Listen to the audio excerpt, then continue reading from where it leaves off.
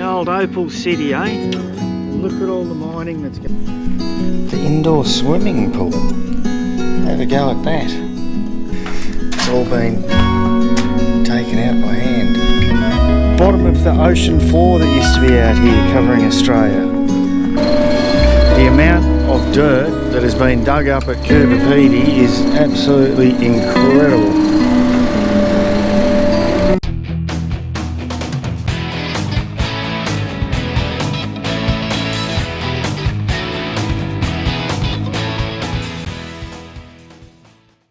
So on our little merry way to Coober Pedy, I've just realised, I don't think Sarah already knew, she just didn't tell me, we're actually in the painted desert. And I'll tell you, there is not a lot of feed around here, that is for sure.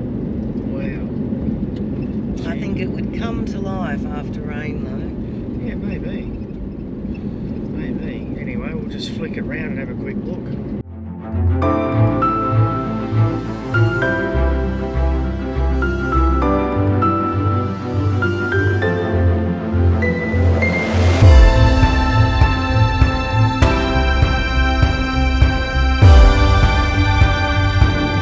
So we've hit the bitumen. Been on it for a little while now, actually.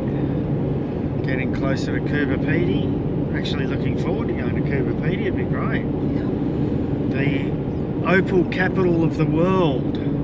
Well, Lightning Ridge might argue with that. I think Lightning Ridge would probably argue with that. I don't know, we'll have to see which one has got the most, or the most significant, or slash the highest priced opal. Whether it's Lightning Ridge, because I heard the hand of whatever it was. Oh yeah, it could have been Lightning Ridge. Find out. Anyway, so the old Coober Pedy with all the lots of houses are under the ground because it's so hot out here. So hopefully we'll be able to go and have a bit of a sticky beak at an underground house, maybe. Oh, look how barren it is out there. Go and have a mine, look at a mine. Yeah, it's still pretty barren, that's for sure. We'll have a quick squeeze. Much barren, more barren than that. No wonder it's so hot out here, eh?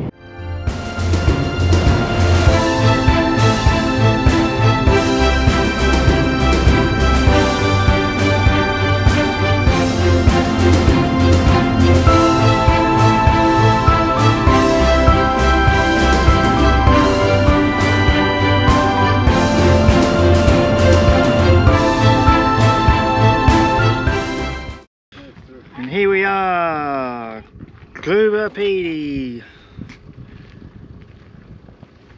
the home of the opals.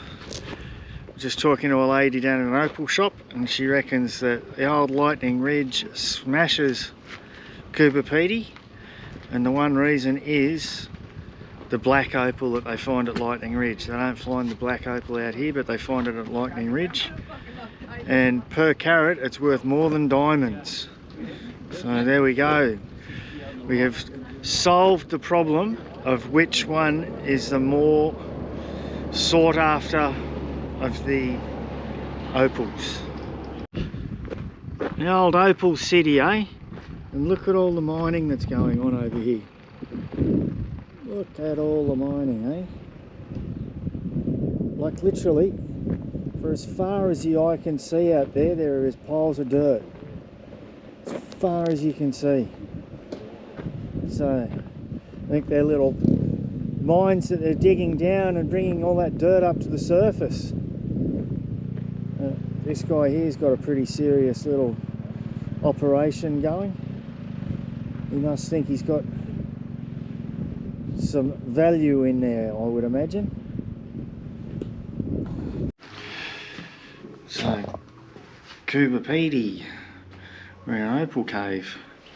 This is the original opal cave that Faye dug by hand. 1963. What a gem. Take a fair while to dig all this out, that's for sure. Here we are with Trev and Greg. Coober Pedy, cutting some opal there. Got some nice colour in it. Very clever. He's only been doing it for 25 years. But I hope he knows what he's doing.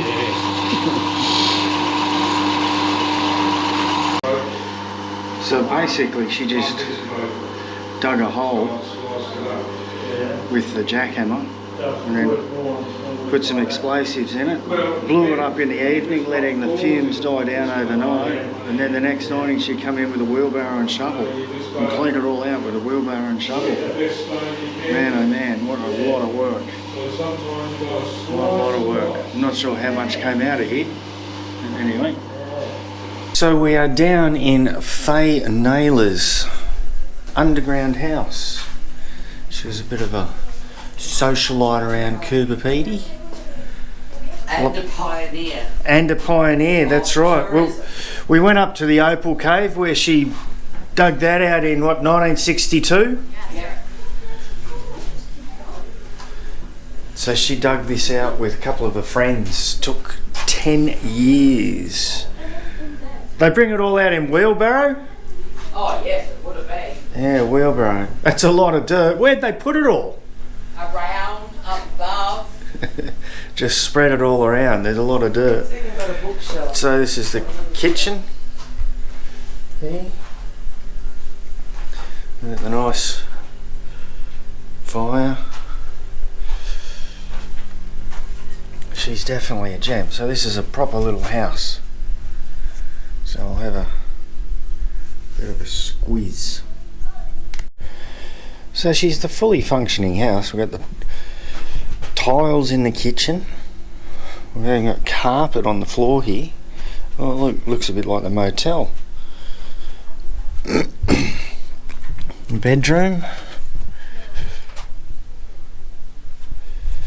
Bedroom here. And there's another bedroom downstairs. This is her actual bedroom down here. Storage. The walk-in wardrobe. Look at that. A bit dark in there. Oh, there we go. Wow. Certainly a lot of effort, that's for sure. No wonder it took 10 years. And what do we got here? Is this little air? Oh yeah, air vent going up there.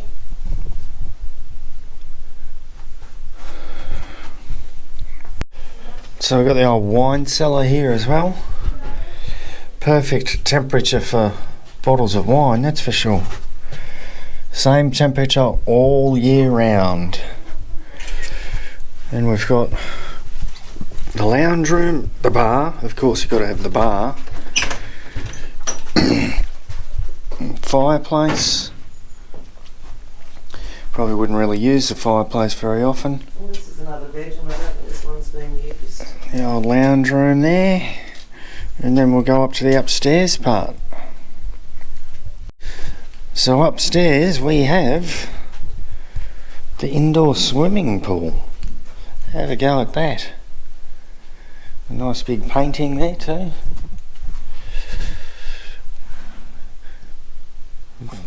Around the area. And then we've got the old pool table. So this has all been left when she left here in the 80s. I'm not sure if she's still alive. She lived here for, in the 80s, probably 20 years. Very cool. So the answer to the question, is she still alive? No, she isn't. She passed away in 2015. So this is the actual entrance to the mine shaft that she went down. She'd go down in there, down into the mine that we're going to go down and have a look at in a sec. And they actually bored a tunnel from where we're going in the entrance to get in here so that punters like us didn't have to go down that little shaft. But that's how she used to get down into her opal mine every day. Amazing. So this is where they got the tunnelling machine in to bore the hole in to get into her little opal cave down here. And apparently she got an enormous amount of opal out of it. There's a big void down here that we're going to go and have a look at, where she got heaps out. And this is all where she's been digging it all with her hand. So the tunnel machine finishes there. You can see the bore from the marks on the wall. And then here, when we come up here, it's all been taken out by hand. Amazing. Absolutely amazing. It's pretty symmetrical and round, isn't it? The tunnel where they drilled it. Yeah. Just here. Here's the little machine. So this is where she brought all the stuff that she dug out and went up. We'll have a look at that up the top. How laborious is this? It's unbelievable.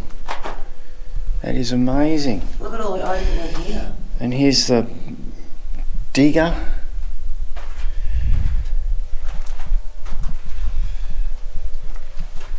And what have we got? Opal in there. Seams. Yeah. And I think maybe they might be still mining up there. It looks like there's a lot of rubble. But yeah, look at that. In there, the seams. No wonder she was in here digging. That's for sure. It's all just the way it was. Here we can see the holes that she used to dig and pack them with explosives. And then they'd blow them up in the afternoon, and then wait for it all to settle down. And the next day they'd come and dig it all out. So there's some smaller ones up in there. But yeah, they'd fill the holes with explosives and boom, off they go. And here's some of the common explosives here. Oh yeah, detonators. Look at the fuses. Look at that little baby there. The sausage. That looks pretty primitive, that's for sure. Anyway, this is where she basically left how it was, and no one's dug any more out. When she sold it, they've just kept it for a little tourist attraction, but apparently this is where she got a lot of opal out of in here. And made stacks of bucks.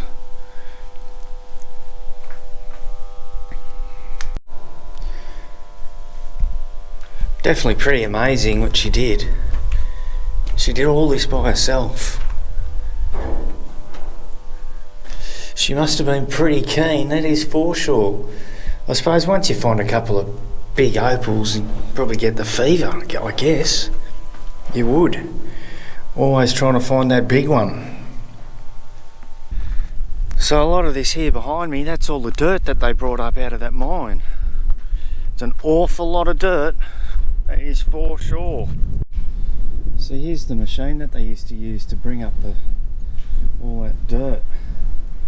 And I guess they'd sit at the end there and go through it and hope that there was some opal in it. All the old machinery over there. So we're having brekkie in the underground cafe. Very nice. Nice cup of coffee. Bacon and eggs. Yep. And reading about the local attractions. That's it. Which we got from the Visitors Centre. Of course. Yeah. So I'll show you around the old underground cafe. Not very big, but anyway, let's have a squeeze.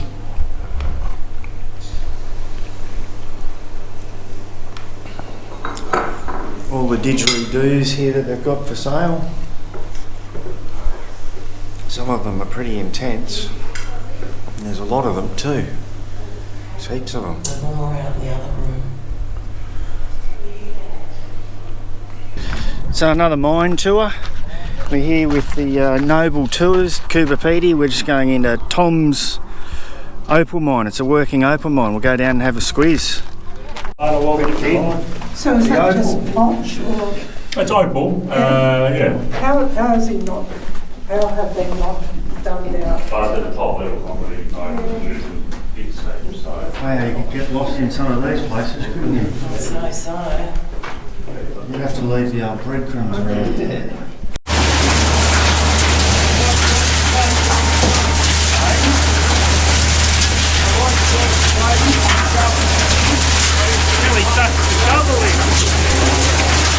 So you can see the different tunnels here. We've got one here that's been taken out by the machine, the square tunnelling machine.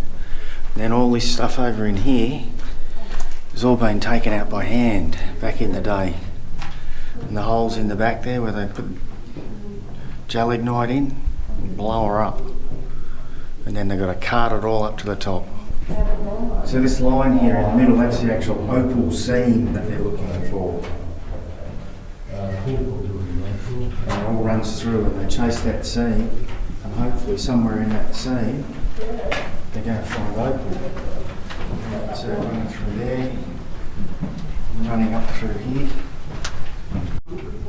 Alrighty, so that's it for the old Tom's mine. On to the next little part of the tour. So just outside of Coober Pedy, we've got the dingo fence again, running all the way up there and all the way down there. Longest fence in the world. And apparently Aaron, our tour operator, was saying the dingo, single dingo, can kill 50 sheep in a night. They just do it for the fun, the chase. He was saying that one farmer out here had lost 10,000 sheep in 1 year. So hence the need for this dingo fence. Keep the dingoes on that side of the fence and keep the sheep protected on this side of the fence.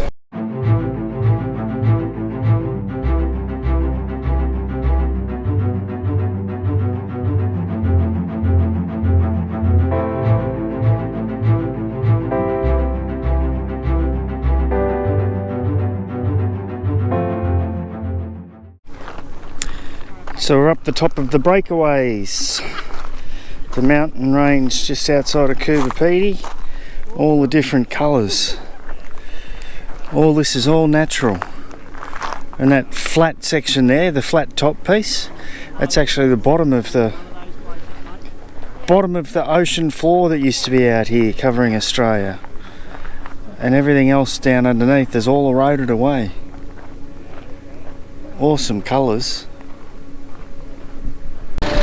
Tunnels that they've dug here.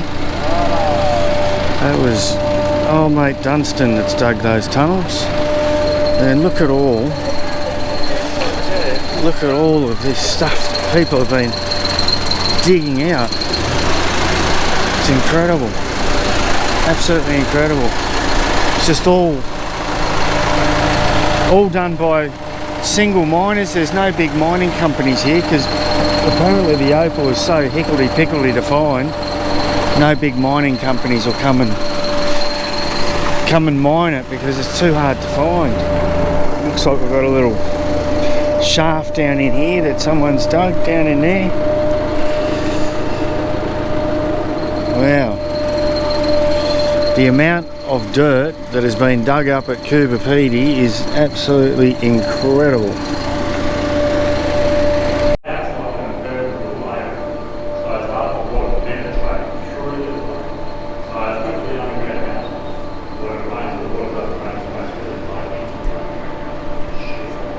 You put it on a piece of paper with writing and you could read through the opal.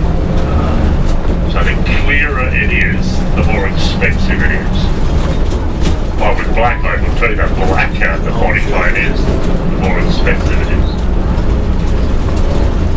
As I said, I do like the fact that opal mining is something that's available for everyone to try. If you can't afford 200 grand to buy all your big machinery, well, you don't really have to. Starting out by going through old abandoned claims is a good way. But just because an area was mined does not mean the mine found all the opal.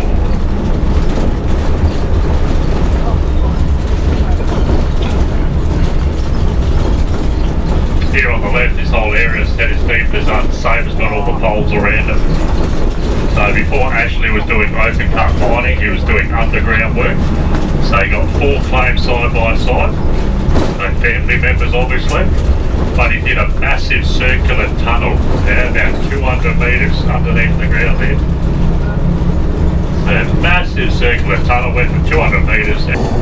So Coober Pedy, that was something a bit different, something unexpected. The tour was really good. Very good. And funny how you were saying in the old Wild West, she must have been pretty wild back in the day. Yeah. Like, these guys making all their own explosives. Dropping them down people's ventilation shafts if they didn't like them. Yeah, if you got caught on someone else's claim,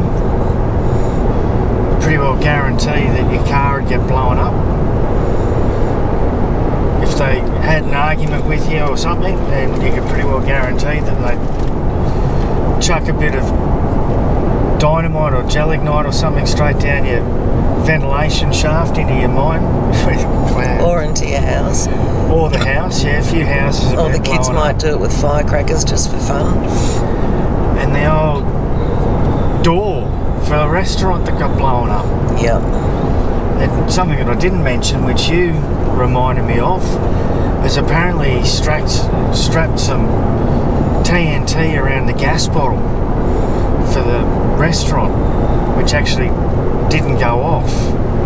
An old Aaron, our tour guide, was saying that if it had gone up, it probably would have blown up half the town because it was a pretty big gas bottle. So lucky it didn't go up. Anyway, so Off to Marla.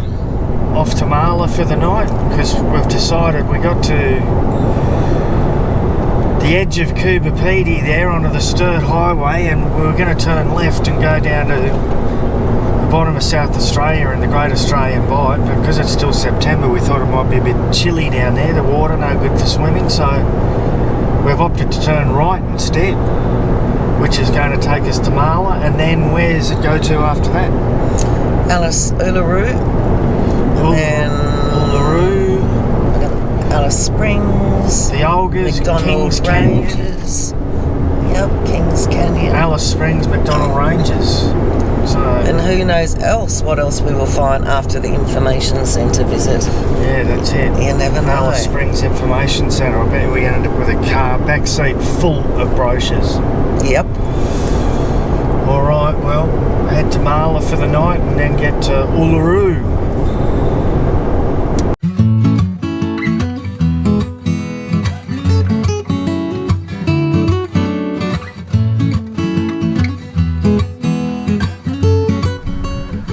But look how they go at these babies. No man, it is pretty spectacular, that is for sure.